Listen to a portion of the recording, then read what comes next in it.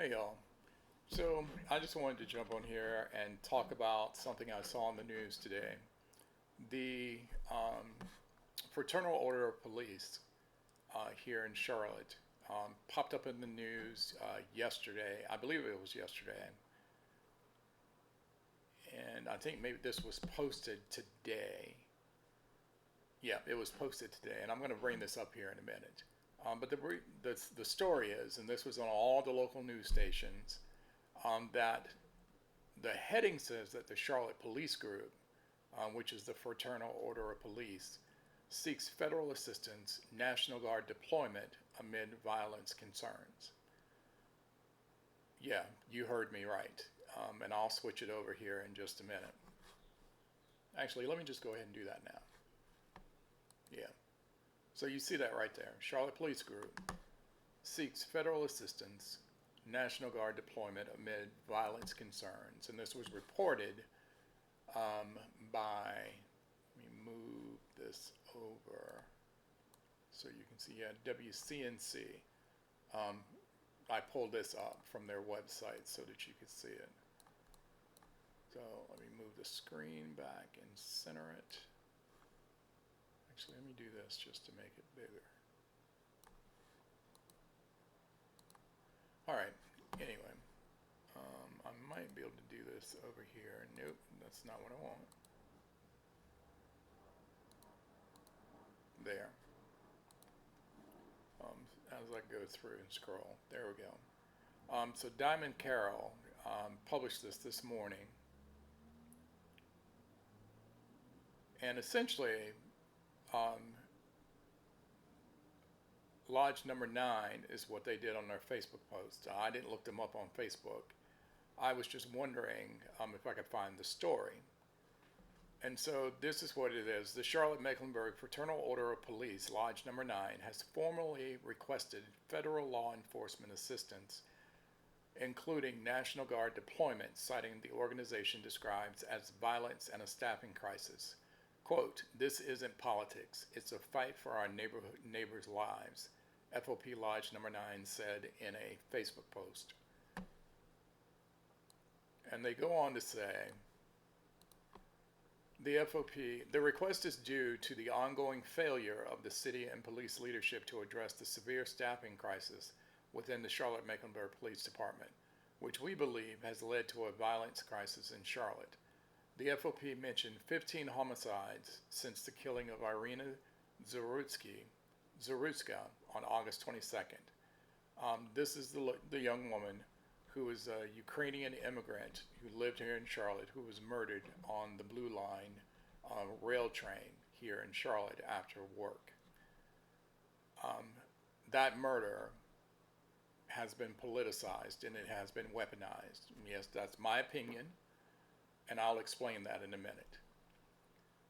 The incidents include a double homicide in the Freedom area and the shooting death of a 16-year-old near Midtown, which both happened in recent days.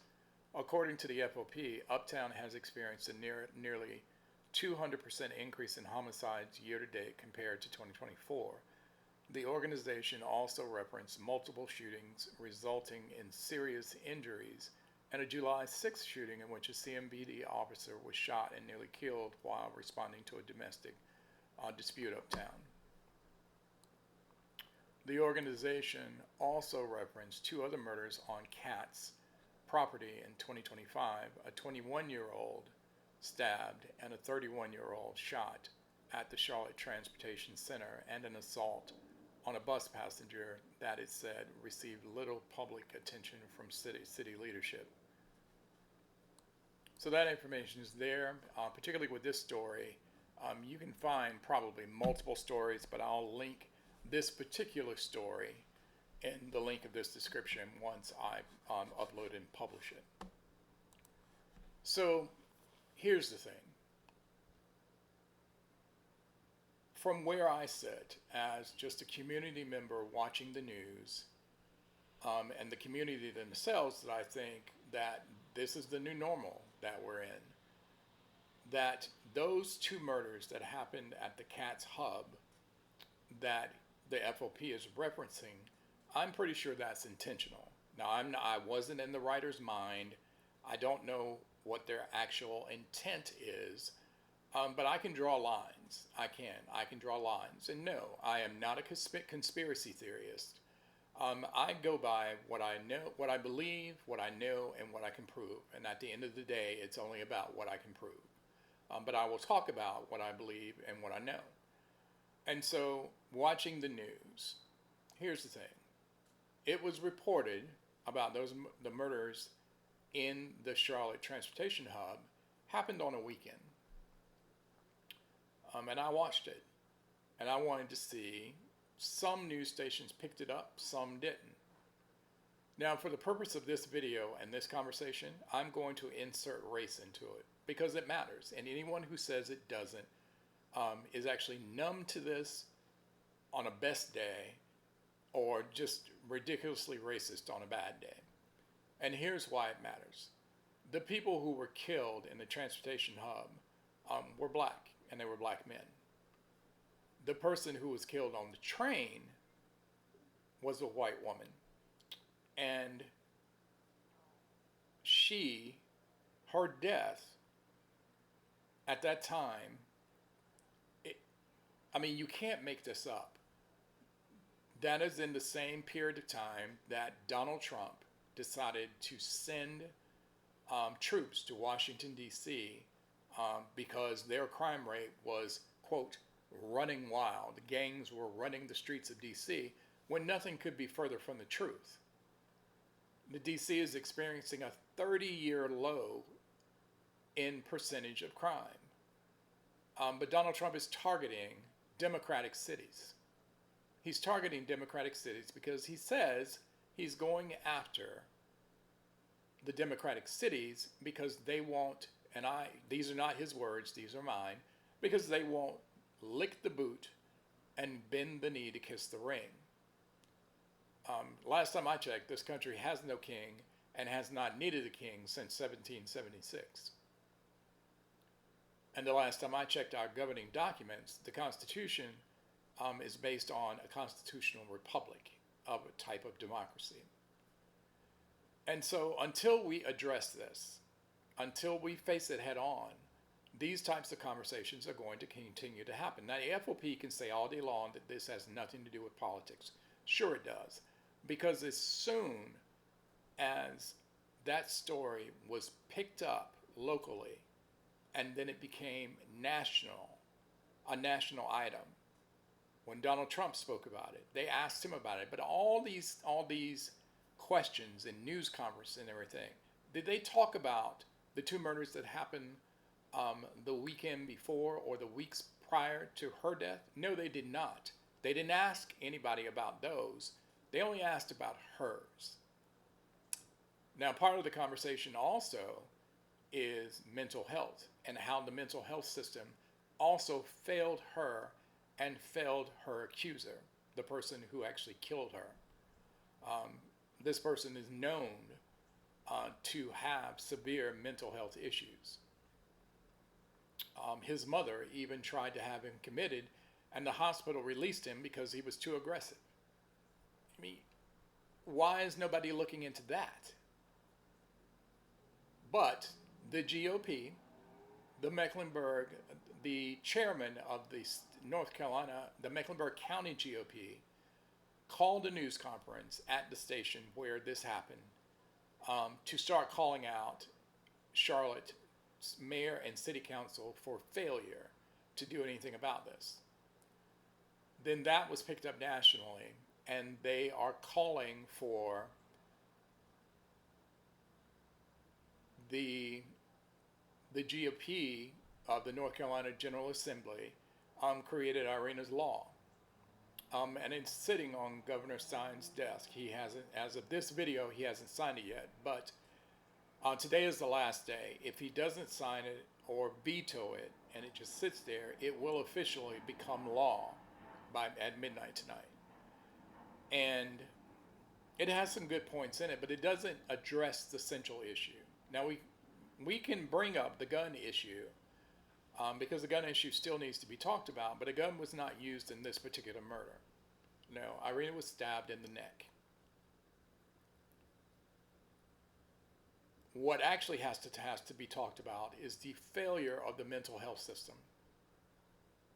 And we can call it that. We can call it that. This is a failure of the mental health system. We can actually call it a failure of the system of laws that were invoked during this whole thing, because people were talking about this guy's record, the amount of time that he had been arrested, the amount of times he had been released, and one particular judge, they were calling for her to be removed from her judgeship because he had been arrested for a misdemeanor. That matters in the context of this conversation. A misdemeanor. He was given a cashless bail on the promise to sign that he would appear in court. And he was released. That was based on the law. Now, I'm not an attorney, and I'm not a lawyer, so I really can't speak too deeply about the law. But they're asking the judge should have known not to release this guy. But again, we're talking about a misdemeanor. He had already been arrested and served time for other things. And I believe what they're trying to do is to bring back the three strikes law, which was deemed unconstitutional, that if somebody had 2 strikes against them and they had been arrested for a misdemeanor, automatically, that's 3 strikes, you're out. All of those 2 priors come into play, and you would be in jail for umpteen years up to life, and that was deemed unconstitutional. I believe that to be true. But I didn't look at that before I jumped on here. But anyway, back to the politicalization of this. And so, even today, they're still just talking about Irina's death. And they're politicizing it. So now the FOP is calling for the National Guard to come to Charlotte. Why? Because Charlotte is a blue city. Charlotte is a blue city, meaning that it always goes to the Democratic side, the liberal side. Now, are there holes? Yeah, because there is a story out, particularly with the security of the CAT system, that there was not a security guard on that train the day that Irina was murdered. And we were looking at the budget from I think the years they were looking at, it was a 3 years period that the contract for the armed security started out at $5.4 million. And by this year, it had ballooned to $18.4 million, but the number of guards had dropped down significantly, even though the city was paying more money. And as of note, and this is important too, the money they were paying is our money. It's our tax money. That might bring into question stewardship. Who's negotiating these contracts? And that I give a context about that because where I live in the HOA, the new board is dealing with all that because prior boards didn't negotiate contracts. They just let them ride, and then they got nickel and dime to death in their budgets. These things matter. This is not playtime. And so they're focusing on judges and magistrates, saying that they're to blame, when in fact it's not that simple. It's not. It's not that simple. Her murder was heinous. She had just gotten off from work. She was on the train. She was going home, just minding her business on her phone. And this guy says that he was talking to her in his brain, so he gets up and stabs her. Then on top of that, he didn't have a paid ticket to get on that train. He didn't.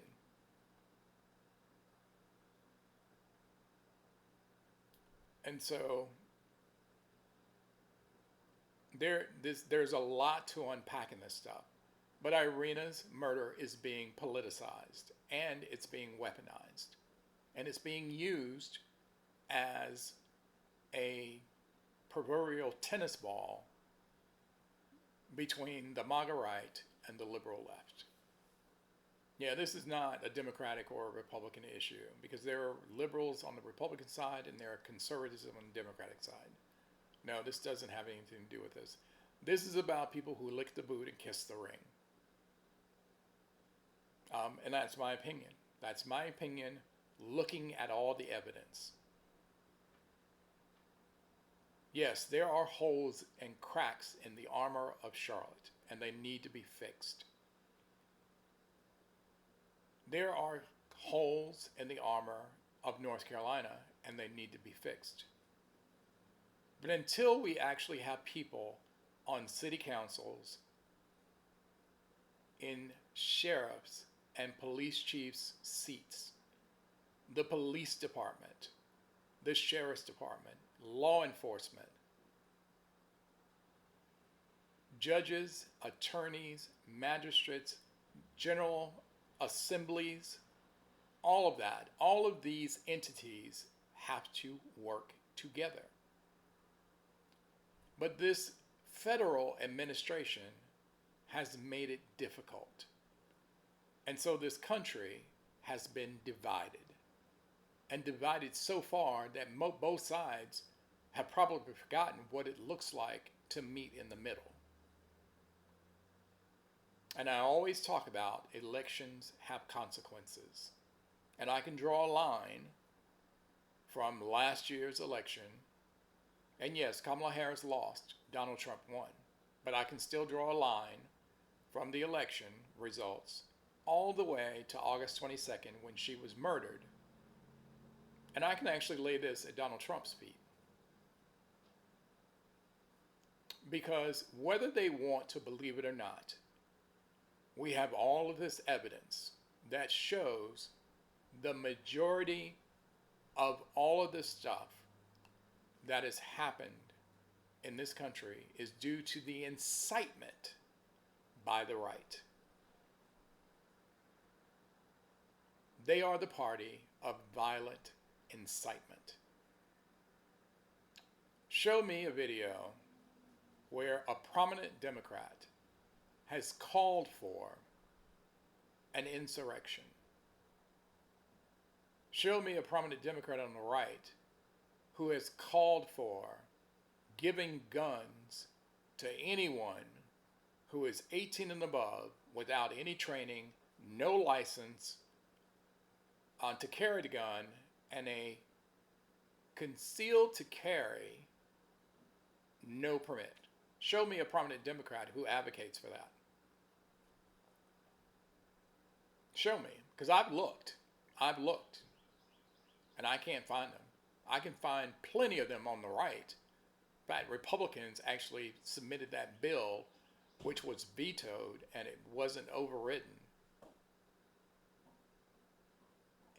And we have to do something about this, or more people are going to die. And so the announcement was made during a press conference today by Mayor V. Lyles that Katz essentially is going to have its own police force.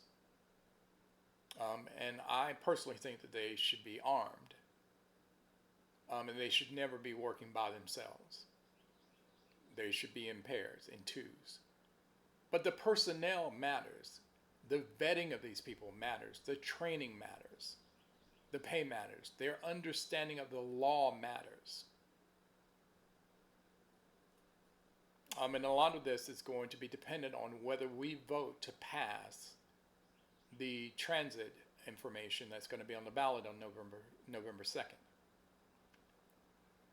Not November 2nd, on November 4th, I believe. That's the Tuesday when the election is in Mecklenburg County, which is a transit sales tax that is supposed to generate in the millions of dollars every year for 10 years. That's going to pay, all that money is going to go to rail, that's going to go to buses. Yeah, I'm sorry for the background noise, but I have my window open. Y'all know that it's cool here. Right now it's 72 degrees in the hottest part of the day, and I got a cross breeze going. The air is dry, the dew point is low, so I got cool air going back and forth between the windows, cooling off the second floor. So I'm enjoying this. Um, but back to what I was saying, this is going to cost money. And so the community also has a part. We have to stop being afraid. We need to invoke our own personal courage. Everyone can do something. Everyone can do something. If you see something, say something. And if you see somebody looking at something and say something, stop calling people snitches and punks. Just stop. Because if you're doing something that you don't want anybody to do, then what does that mean? What does that mean? You're probably doing something you shouldn't be doing in the first place. Because you can damn be sure that if I see you doing something, if I can't stop you myself, I'm going to call somebody to help me stop you.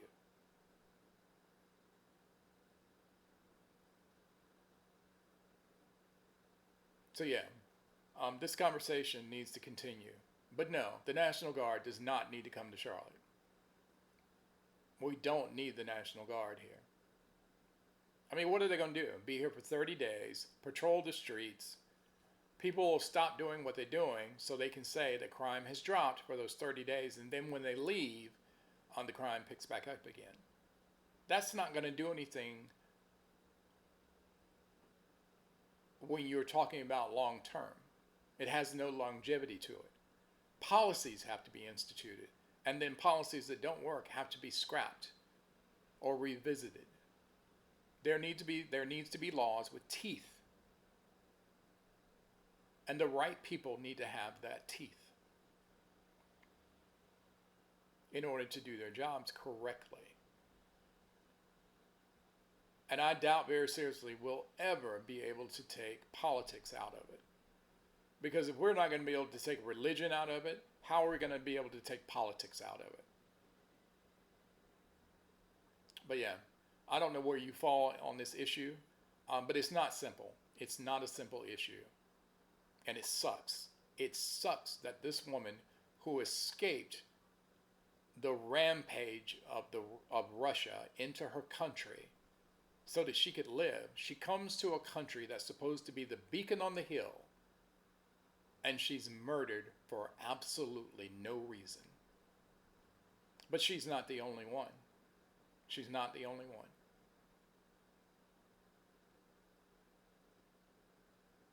I mean, I will take Arena's death in so much as it has created conversation. It has. The conversation didn't start the right way, and it's still going a little bit the wrong way. But hopefully if we can remove all the stuff that's not necessary and get to the substance of this issue. And again, it's not simple. We need to get to the substance of this issue. Then maybe we can do something about it. We can have some meaningful gun control laws. We can have some meaningful non-gun control laws. How about a destructive weapon law? And granted, my coffee cup is stainless steel. I have a taekwondo background. I don't have a gun yet. I don't carry knives on me. It's illegal to carry nunchucks on you, which I used to carry with me. But this coffee cup, all I need is 9 pounds of pressure, and I can break your collarbone. 6 pounds of pressure, I can break your nose. I can cause you pain with a coffee cup. We need to be responsible enough to learn self-defense, because if you can get trained in self-defense, and there are free classes everywhere, you need to be able to protect yourself.